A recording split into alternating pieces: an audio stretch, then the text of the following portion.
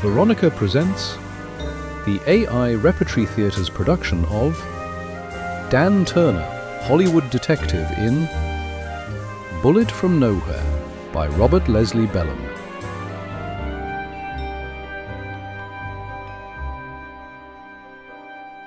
The scene wouldn't have gotten by the Hayes office. Audiences in the USA aren't supposed to know what a woman's undraped body looks like. But this happened to be a Spanish version for the South American film houses. It was the final take in a production dealing with the career of Mata Hari, the famous woman spy.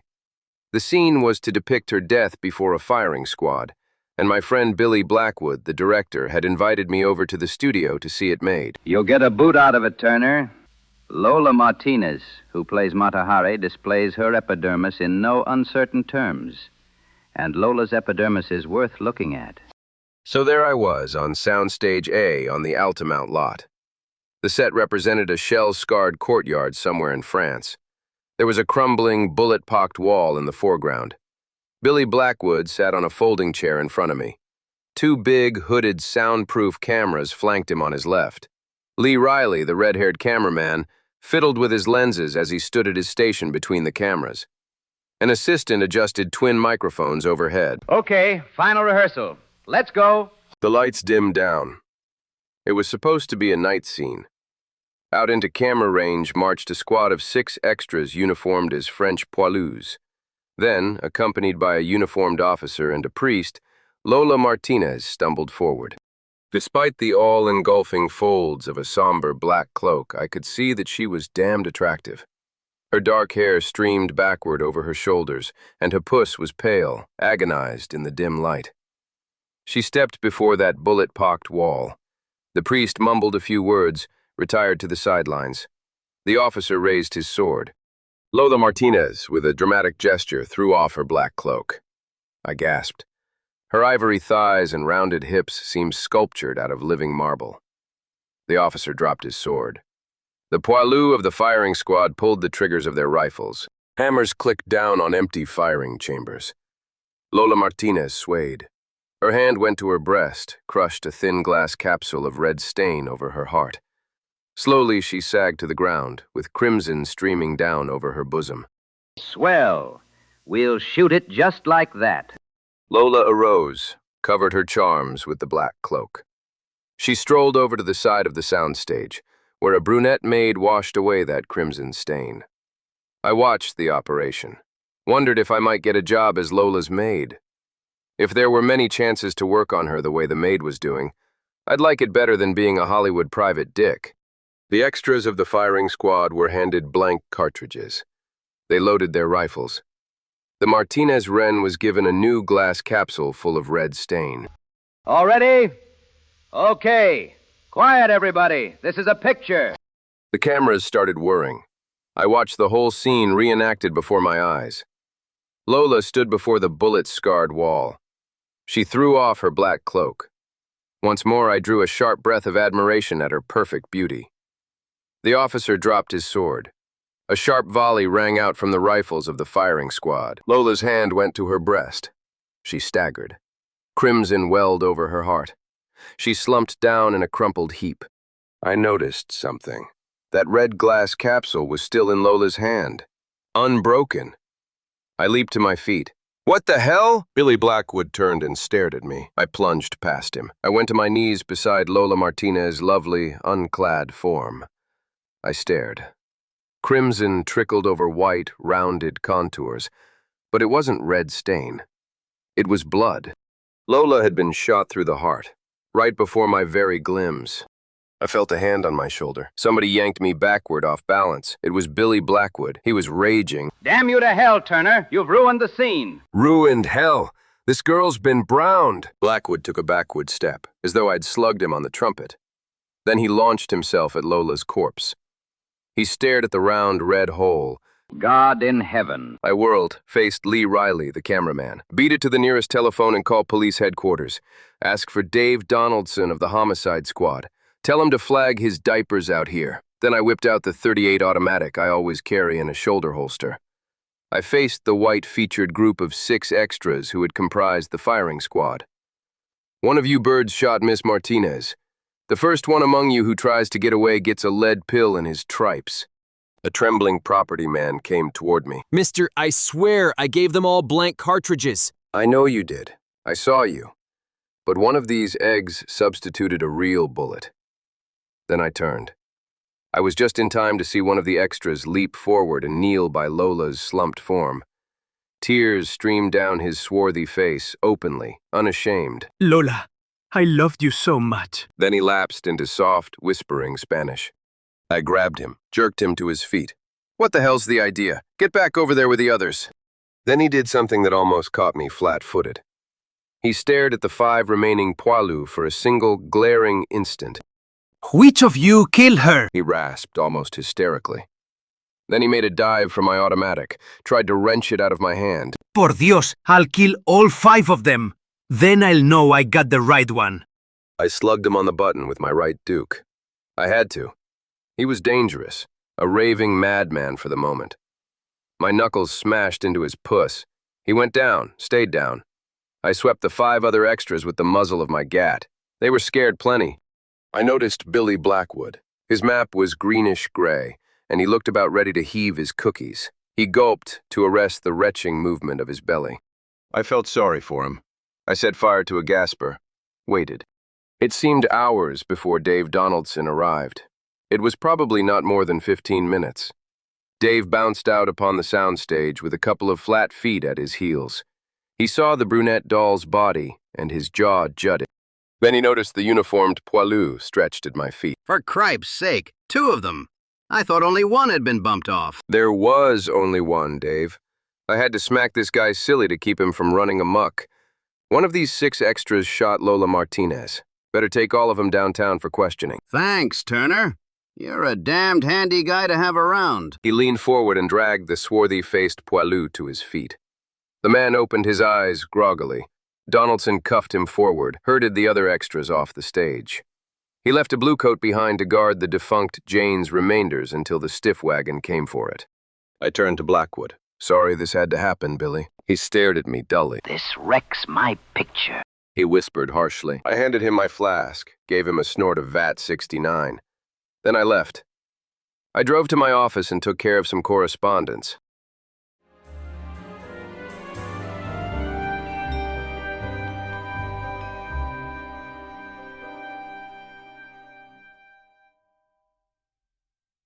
Late in the afternoon, I had a phone call. It was Dave Donaldson. Hello, Turner. We've solved the Martinez killing. "The hell you have!" Yeah. Remember that dark-faced extra? The one you slugged on the soundstage? "Yes. Was he the one?" He denies it, but we've got the goods on him. He's a Mexican, same as Lola Martinez was. Also, it develops that he used to be Lola's sweetie back in Chihuahua, where they both came from. His name's Felipe Gonzalez. A few hours more of third-degreeing him and he'll break. He's bound to. I said, "Fine," and hung up.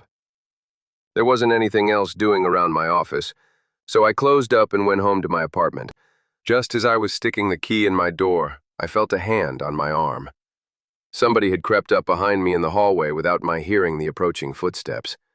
I whirled on my heel, and my hand dived for my .32 automatic. I don't like people to sneak up behind me. It gripes me. I stared into the pale features of a girl. She was looking at me with wide eyes. I recognized her. She was Lola Martinez's maid, the one who'd wiped crimson stain from Lola's bosom back on the set that morning. The one whose job I'd envied. "Please, Mr. Turner." She spoke with a sibilant softness, a trace of accent. She had dark hair and liquid brown eyes and an ivory complexion, a typically Spanish figure, diminutive yet voluptuous and full-blown. She was Mexican. "What can I do for you?" I desire to talk to you, Mr. Turner. There was a pressing urgency in her husky voice, as though she had a lot on her mind. "All right, come on in." I led her into my apartment. "Sit down." She sat down and leaned forward. The dress she was wearing was cut low at the neck. I caught a glimpse of firm, flawless mounds, ripe and rounded and seductive. I liked the looks of them. "What's on your mind?" I am Raquel Gonzalez. I was Lola Martinez's maid. "I know that. But I'm also Felipe Gonzalez's sister.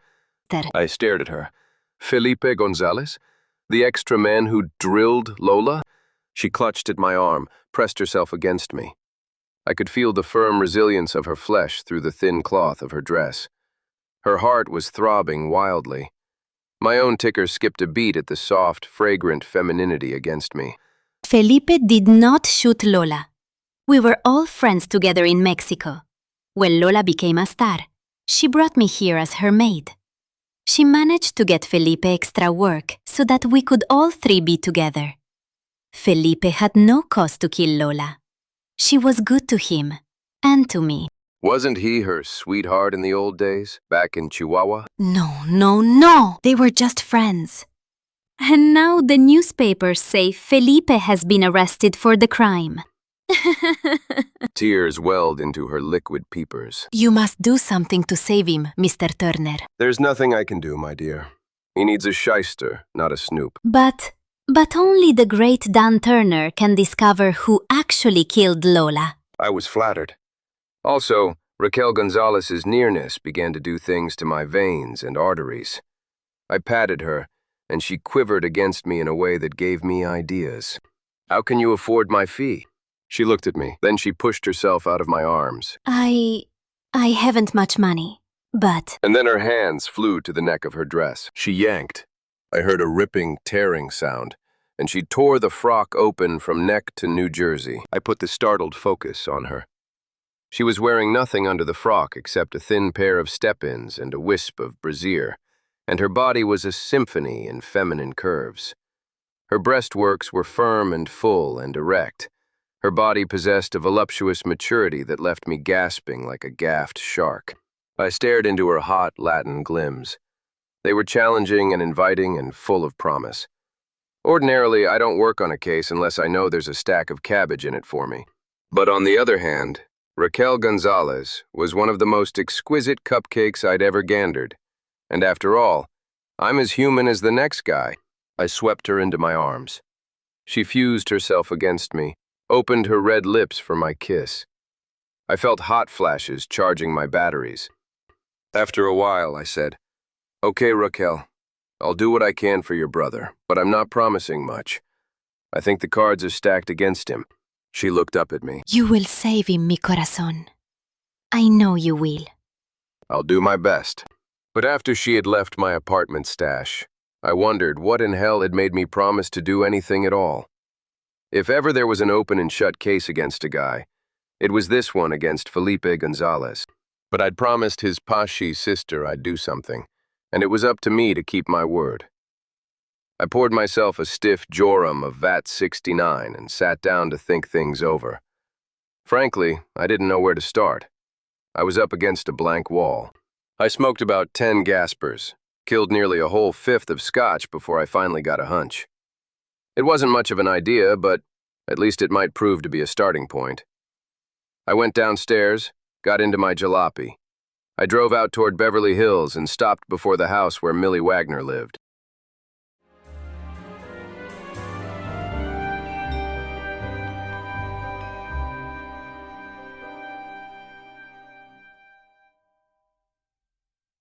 Millie Wagner conducted a movie gossip column for a string of newspapers. What she didn't know about Hollywood wasn't worth knowing. I rang her bell.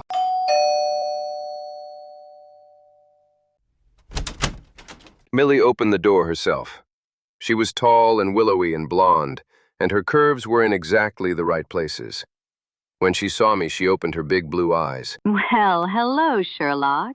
I haven't seen you in a coon's age. Come in. I went in. Millie was dressed in a negligee of some thin, flowing material that didn't hide very much of her. She took me into her library, poured a couple of drinks. I studied her. She wasn't hard to take, and I knew what would be required of me before I could get any information out of her. I pulled her down alongside me on the divan, slipped an arm around her waist. Still the same old Dan. Yeah, only more so. Then I kissed her. It lasted a long while, that kiss. It hit me like a shot of Benedictine. I traced patterns on her bare shoulders with my fingers. She grabbed me and said, Damn you, you're driving me nuts. "That's what I intended to do." Then I did some more. After a while, she blinked at me lazily. All right. Tell me what you really came here for. You've heard about Lola Martinez being rubbed out, I suppose. Certainly. Why? Know anything about her private life? Plenty. Mostly bad. Who were her boyfriends? You'd need an adding machine to count 'em. Then she named a dozen Hollywood guys. I listened. She wound up by saying, Billy Blackwood was her latest conquest. I jumped to my feet. What? Yeah, sure. Billy was completely gone on her. And she liked him pretty well, too. Gave up all her other boyfriends for him. Of course, it may be that she kept a few other part-time playmates to fill in the evenings when Billy was otherwise engaged. I grabbed my hat. Thanks a lot, Millie. You've given me an inspiration. You forgot to kiss me goodnight. Is that the thanks I get? Some other time, I laughed back at her. Then I dashed outside and piled into my bucket.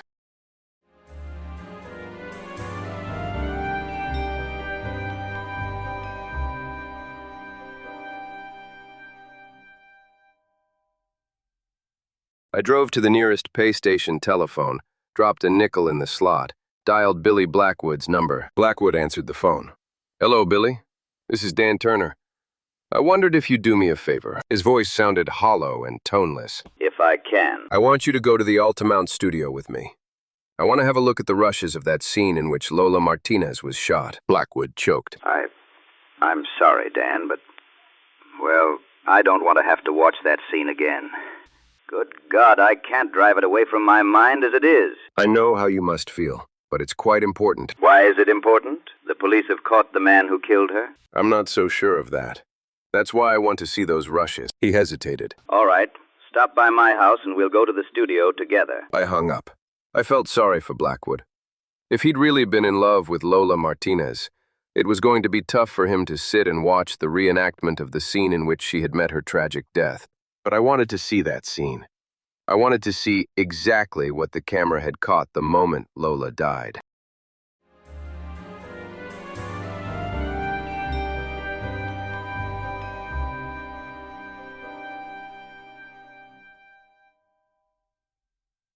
I drove past Billy's teepee, picked him up. 30 minutes later, we were inside the Altamount studio. He left me while he went after the Rush prints I wanted. Pretty soon he came back. Lee Riley was downstairs. I got him to get these for us. We went into a little private projection room. Blackwood threaded a reel into the projector, doused the lights, and turned on the machinery. I watched as Lola Martinez's death scene flashed on the screen before me. In spite of myself, I shivered as I watched her facing the firing squad. I saw her throw off the cloak and disclose the beauty of her unclad charms. I saw the officer's sword drop. The rifles of the firing squad barked out. As the poilus fired, I noticed something. On that darkened scene, there was its sudden faint flash of light, as if the film had been marred by halation. The light seemed to have blurred the film on its right side. I tensed, turned to Blackwood. What caused that halation? He frowned. He seemed nervous. I don't know. Could it have been caused by a shot fired from somewhere near the cameras?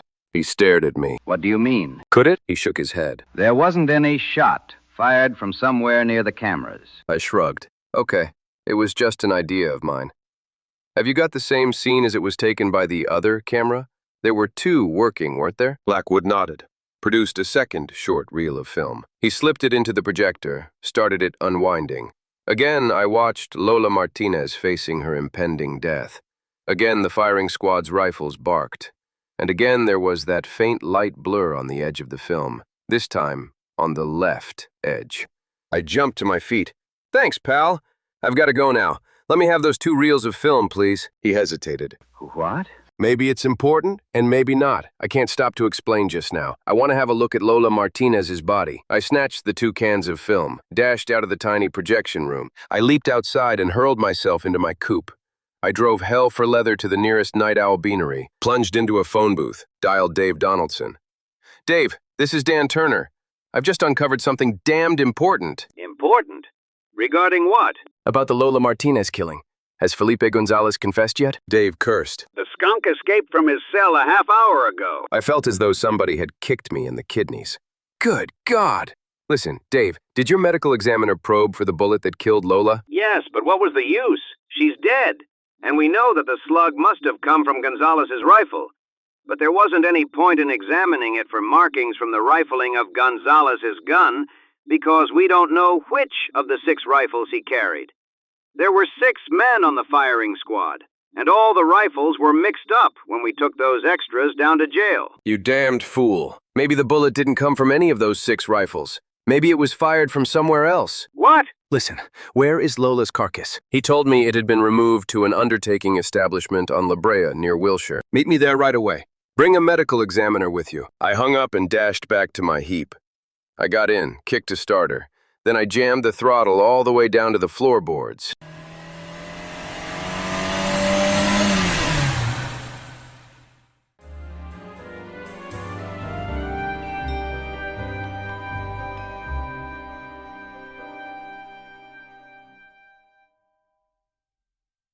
"10 minutes later, I drew up before the undertaking parlor where the brunette star's remnants had been sent.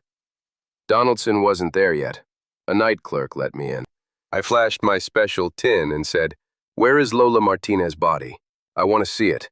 The man led me to a door. He opened it. The room ahead of me was as dark as the second cellar of hell, and from it emanated a faint, sinister odor, an odor of death. The night clerk reached for a light. Something moved in the pitch-dark room before me. I felt my scalp tighten, and then I saw a flash of yellow flame in the blackness, heard a deafening report. Something stung into the fleshy part of my thigh, kicked my gam out from under me. I went down. A form leaped forward out of that dark room. Something glittered in an arc. The funeral parlor's night clerk sagged backward with a moan as the butt of an automatic maced against his conch. I tried to get to my feet, tried to get my .38 from its shoulder holster. I felt a thudding blow on the side of my thatch. A masked man leaned over me as I collapsed. Then, everything went black. I wakened to find Dave Donaldson shaking hell out of me. The medical examiner he had brought with him was binding up my thigh. My trouser leg was drenched with blood. The medico said, "You're all right, Turner. Just a flesh wound. No bones broken. Here's the slug." He held forth a nasty-looking lead pellet. I took it. Then I swayed to my feet. What the hell happened, Philo? Never mind that now. Quick, let's get into that room there. I leaped into the darkened room from which the shot had come. I found the light switch, snapped it. The room blazed with illumination.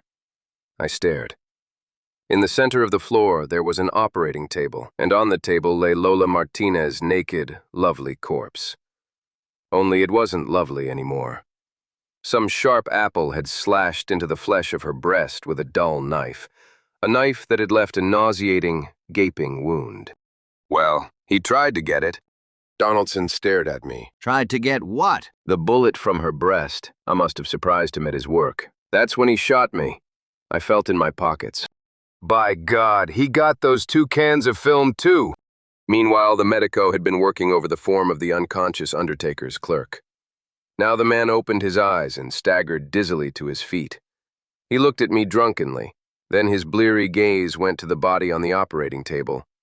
He saw the hideous wound in her bosom. What? Who? Who did that? He gasped, almost tossing his pancakes. Somebody who wanted the bullet that croaked her. But there wasn't any bullet in her body. The police had removed it before we prepared her for burial. Dave Donaldson nodded. Sure, here it is. He took a lead slug from his pocket. I snatched the thing, then held it up alongside the pill which the medico had taken from my thigh. Same caliber, by God, and I'll bet they were fired from the same gun. Donaldson's eyes narrowed. What the hell are you talking about, Hawkshaw? Look, these slugs are from an automatic. Lola wasn't killed by Felipe Gonzalez. She wasn't killed by a rifle bullet. She was killed by a pistol from somewhere close to the cameras.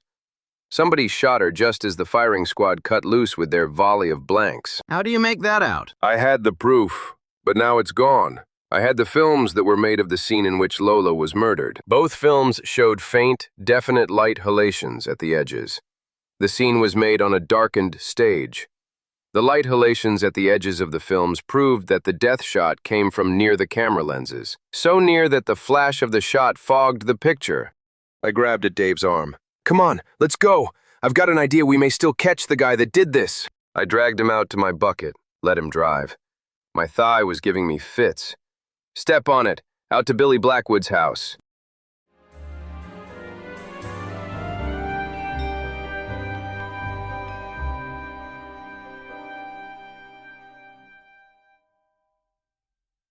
Donaldson opened up the motor of my V8 faster than it had ever been opened up before.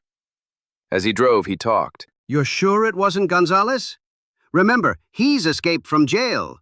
He could have come to that undertaking joint and shot you. No, it wasn't Gonzalez. And for God's sake, stoke this can. We roared ahead through the night, shrieked around a corner on 2 wheels in a prayer. Donaldson slapped on the brakes and destroyed about $7 worth of my perfectly good rubber. We slewed in toward the curb. I scrambled out. Donaldson followed me. Billy Blackwood's bungalow was dark, deserted-looking. I held up a silencing finger. Dave and I stepped up to the porch. How good are you at housebreaking? He grinned grimly through the gloom. He went to a window and fiddled with it. Abruptly, it gave way. He pushed it open. Together, we stepped into that dark house, closed the window behind us. For God's sake, be quiet. Just keep still and listen. We stood there in utter darkness for maybe 5 minutes. Then I heard a sound from somewhere in the rear.